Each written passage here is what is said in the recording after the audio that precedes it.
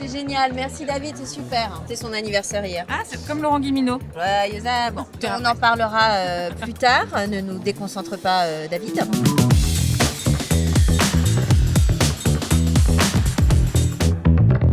Claire-Lyne, bonjour. Bonjour. Vous êtes pneumologue, allergologue et votre terrain de jeu, c'est la biothérapie, me semble-t-il. Oui, on peut dire ça comme ça. Oui. En tout cas, c'est un domaine dans lequel je me suis spécialisée. Les biothérapies, c'est un traitement, des traitements, parce qu'il y en a 5 aujourd'hui en France, qui concernent les patients asthmatiques et qui ont un asthme un peu particulier, c'est un asthme sévère. Parmi ces patients, un certain nombre sont allergiques. Et donc chez les patients asthmatiques sévères, on a 5 choix de traitements qu'on peut donner pour améliorer la maladie et permettre de récupérer une qualité de vie normale. Et est-ce que tu peux nous en dire un peu plus dans le détail de ces traitements? Ce sont des traitements qu'on appelle d'exception. Ils nécessitent des prescriptions particulières par des médecins spécialisés, spécialistes en allergologie, spécialistes en pneumologie. Et ils sont particuliers aussi parce qu'ils se font en injection, ce qui est nouveau dans le traitement de l'asthme. Habituellement, ce sont des patients qui prenaient des traitements respiratoires à inhaler, des traitements en gouttes, par exemple, contre les allergies, ou en cachet. Ce sont là des traitements, les biothérapies, uniquement en injection. Les patients se traitent une fois tous les 15 jours, une fois tous les mois, une fois tous les 2 mois, en fonction du type de traitement qu'on choisit. C'est un traitement qui s'associe aux autres traitements.